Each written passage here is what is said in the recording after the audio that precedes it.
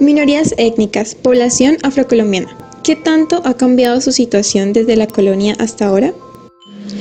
Colombia es un país multiétnico en donde viven aproximadamente 10 millones de hombres y mujeres afrodescendientes. Existen regiones donde la mayoría de su población es negra. Esto nos lleva a querer profundizar un poco más y conocer acerca de cómo los afrocolombianos llegaron a nuestro país. Los historiadores señalan que entre 150.000 y 200.000 esclavos entraron por Cartagena y fueron distribuidos hacia Ecuador, Venezuela, Panamá y Perú. De estos, más o menos 80.000 quedaron en Colombia. Comprados en Cartagena y Monpost, eran conducidos hacia los mercados del interior a través de los ríos Cauca y Magdalena. Como centro secundario de comercio se constituyeron Popayán, Santa Fe de Antioquia, Honda Tolima, Anserma Caldas, Zaragoza y Cali. En los primeros años, 30 de cada 100 esclavos eran mujeres y los otros 70 eran hombres, pues los esclavistas preferían a los hombres para trabajar en las minas y haciendas. Se despreciaban a los ancianos y a los niños. Posteriormente cambian de estrategia y empiezan a traer más mujeres para garantizar el nacimiento de más esclavos. Actualmente el pueblo afrocolombiano está presente en 800 municipios del territorio nacional, incluyendo las regiones oriental y amazónicas. Los principales territorios afrocolombianos son las llanuras del Atlántico y del Pacífico, los valles medio y bajo de los ríos Magdalena y Cauca, Urabá y norte del Cauca. Gracias al trabajo de los africanos y sus descendientes fue posible el desarrollo del país y el crecimiento del capitalismo. Las ganancias de la producción generada por el trabajo esclavo llevaron al proceso de industrialización de Europa, mediante el cual se avanzó hacia el modo de producción capitalista que luego se desarrolló en Colombia. Castigos más comunes. Mientras los esclavos trabajaban, eran vigilados por los capataces y a un intento del descanso eran castigados con el látigo.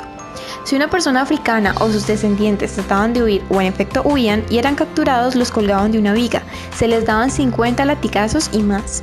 Si el que huía era un capataz o líder, era cortado en pedacitos colocando partes de sus miembros en las plazas, para que los demás cogieran escarmiento. Si una mujer embarazada cometía un delito, se hacía un hueco en la tierra donde se le metía la barriga y en la espalda le daban rejo. A los que huían al monte los perseguían con perros y si lograban cogerlos como castigo, les rompían el tendón del pie y les hacían cargar un hierro. En otros lugares les cortaban el pie o lo peor, los condenaban a muerte. Otros de los castigos más comunes eran el corte de la lengua cuando hablaban su idioma nativo, el vaciamiento de un ojo, la castración, el baño en aceite hirviendo. Todo esto reglamentado en las leyes. A los esclavizadores no les convenía que los esclavos dentro de sus tribus se comunicaran por medio de dialectos que ellos no podían comprender. Es por eso que se les prohibía a aquellos esclavos que usaran sus dialectos y la necesidad de poder comunicarse entre ellos los impulsó a que la lengua castellana se convirtiera en la más usada. Con excepción del Palenque de San Basilio, donde quedó la lengua palenquera, y San Andrés y Providencia, donde se construyó una lengua criolla, con expresiones del inglés, castellano y lenguas africanas. Situación y problemática de la población afrocolombiana. Algunas estadísticas del DNP sobre la realidad afrocolombiana son las siguientes. Las zonas de mayor predominio de población afrocolombiana son aquellas que presentan los más bajos índices de calidad de vida del país. El ingreso per cápita promedio de los afrocolombianos se aproxima a $500 anuales, frente a un promedio nacional superior a los $1.500.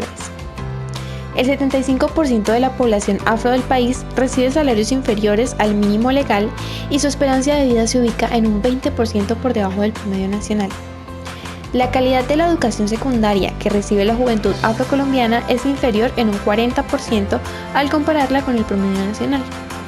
En los departamentos del Pacífico colombiano, de cada 100 jóvenes afros que terminan la secundaria, solo 2 ingresan a la educación superior. Aproximadamente el 85% de la población afrocolombiana vive en condiciones de pobreza y marginalidad, sin acceso a todos los servicios públicos básicos. Algunos de los logros alcanzados por la población afrocolombiana hoy en día encontramos el reconocimiento de sus capacidades en igualdad de condiciones con otras etnias. También encontramos la asignación de cargos de alto perfil en el sector público. También se destaca que en identidad cultural, por ejemplo, han sido reconocidos con un evento de ciudad como es el Festival de Música del Pacífico Petronio Álvarez en la ciudad de Cali, la tendencia de peinadoras afro y en lo jurídico con la ley antidiscriminación que sanciona a quien incurra en hechos excluyentes.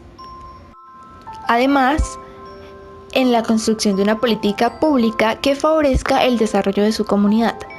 Por ejemplo, que ya exista una mesa de concertación para tratar todas las problemáticas afro.